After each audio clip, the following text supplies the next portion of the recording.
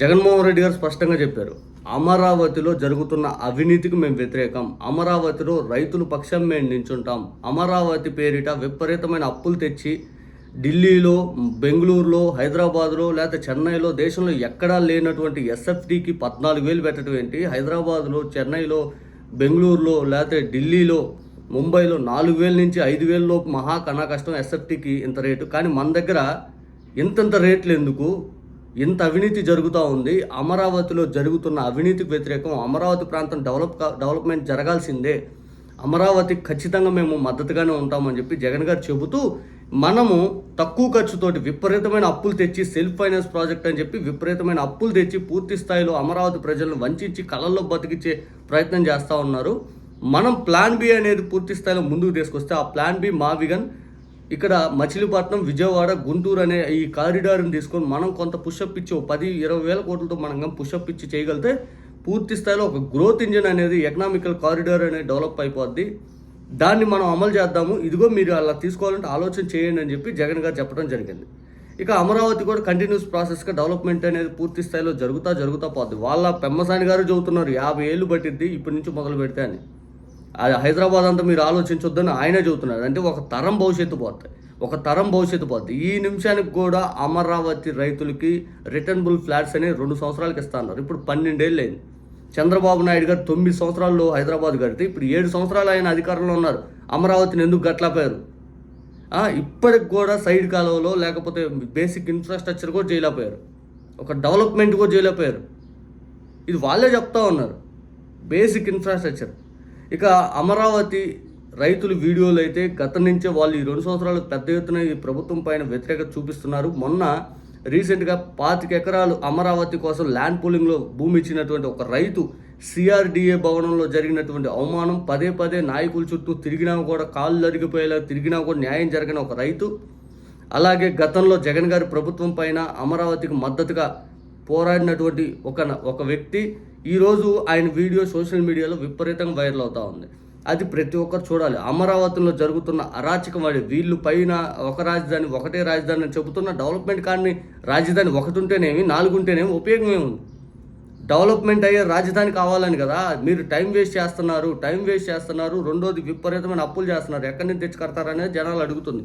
ఒక్కసారి ఆ వీడియో చూడండి, ఆ మనిషి మాట్లాడినటువంటి వీడియో. ఏమైంది కమిటీ భూతత్వం పెట్టినా కనపడాల అంటే ఇవాళ 24 వచ్చి నిన్ను నేను అడుక్కునే ఉద్యమం చేసి పార్టీ నిలబెట్టి అమరావతి వచ్చిన పోరాడి కేసులు పెట్టుకొని తన్నులు తిని ఉద్యమం చేస్తే నువ్వు ఆడొచ్చి నా ప్లాట్ ఇవ్వమంటే నువ్వు 1.25 లక్షలు చెప్తున్నావు. ఏంటి సార్ ఇది? న్యాయమా ధర్మా? ఆలోచిస్తుంది సార్. రాష్ట్ర ప్రజలు, అమరావతి రైతులు చూడండి, ఆలోచించండి. ఫోన్ చేస్తే ఈ మాట అన్నాడు. ఈ మాట అంటే హెచ్చరిస్తున్నా. నువ్వు నన్ను 2018 తీసుకెళ్ళావు. నాకు 60 సంవత్సరాలు వచ్చినాయి. నీకు టైం లిమిట్ లేదు. ఎన్నాళ్ళు పోరాడతాను సార్? ఎమ్మటి పెంపసాని గారికి ఇస్తున్నాడు. నువ్వు మాట్లాడు. ఏంటంటే ఆయనకి ఇస్తావు?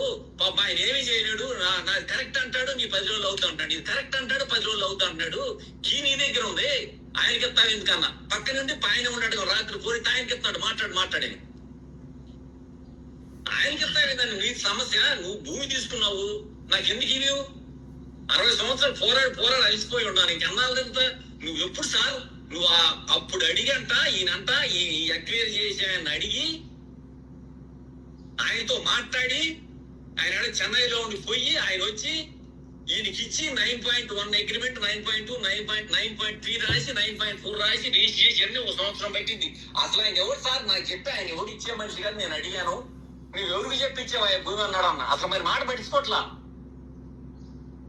అదే నాకు కొంచెం గట్టిగా ఉండే, లేకపోతే ఇంకో రామారావు అయిపోవట్లేదు సార్. ఇది చంద్రబాబు గారు 100% చంద్రబాబు గారి దృష్టికి వెళ్ళాలి. చంద్రబాబు గారు న్యాయం చేయాలి. చంద్రబాబు గారు దీన్ని పట్టించుకోవాలి. ఇలాంటి రామారావు పెరగకూడదు సార్. చంద్రబాబు గారు పట్టించుకోకపోతే ఇలాంటి సామాన్య మానవుడి పరిస్థితి ఏంటి సార్ ఇవాళ? ఆయన ఏమన్నాడు? రామారావు అని చెప్పి ఒక రైతు కన్నీళ్లు పెట్టుకుంటూ ఆవేదన చెందుతూ గుండెపోటు వచ్చి అక్కడికక్కడ మాట్లాడుతున్న సందర్భంలో చనిపోయాడు. అటువంటి రామారావులు ఉండకుండా పూర్తి స్థాయిలో ప్రభుత్వం బాధ్యత వహిస్తూ రిటర్నబుల్ ఫ్లాట్స్ అనే డెవలప్మెంట్ చేసి మాకు ఇవ్వండి, మా హద్దులు మాకు చూపించండి, మా ప్రాంతమే చూపించండి అని చెప్పి 25 ఎకరాలు ల్యాండ్ పూలింగ్లు ఇచ్చినటువంటి ఒక రైతు, ఆయన బాధ ఇది. అటువంటి అమరావతి ప్రాంతంలో ఎంతోమంది రైతులు ఇప్పుడు బాధపడతా ఉన్నారు. ఆ బాధలని బయటికి చూపించకుండా అక్కడే కప్పెట్టేస్తూ అమరావతి ఏకైక రాజధాని అని ఒక భ్రమల్లో కల్పించే ప్రయత్నం చేస్తూ ఉన్నారు. ఈ అమరావతి ప్రాంతం అనేది డెవలప్మెంట్ కావడానికి 50 ఏళ్ళు 100 ఏళ్ళు ఇష్టానుసరితులు ఎన్ని రోజులు పడితే అన్ని రోజులు అవుతుందని ప్రతి ఒక్కరు మాట్లాడుతూ ఉన్నారు. డైరెక్ట్ పెమ్మసాని గారే మాట్లాడారు ఏబిఎన్ డిబేట్లో. ఇప్పటికిప్పుడు హైదరాబాద్ ఏం అవ్వదు, ఇది అత్యాశ బాగుద్దని, 29లో అవ్వదు అని చెప్పి ఇవన్నీ వీడియోల రూపాన బయటకు వస్తూ ఉన్నాయి. ఇంకా ఈ 1వ ఫేజ్ అయిపోకుండా 2వ ఫేజ్ ఎందుకు? 50,000 ఎకరాలు గతంలో తీసుకొని ప్రపంచ స్థాయి రాజధాని అని చెప్పి ఈరోజు అది సరిపోదు, అది మున్సిపాలిటీకి మారిపోద్ది, ఇంకా భూమి కావాలంటా ఉన్నారు. నేను భూమి ఏం చేసుకుంటారంటే రియల్ ఎస్టేట్ వ్యాపారం కోసం. అక్కడి నుంచి 20 కిలోమీటర్ల అవతల విజయవాడని సెంట్రిక్ చేసుకుంటూ పూర్తి స్థాయిలో గుంటూరు మచిలీపట్నం కారిడార్ ఏర్పాటు చేసుకుని మన రాష్ట్రం ఏదైతే అందరికి అభివృద్ధి చేరుకోవాలని చెప్పి జగన్ గారు ప్లాన్ బి చెప్పారు.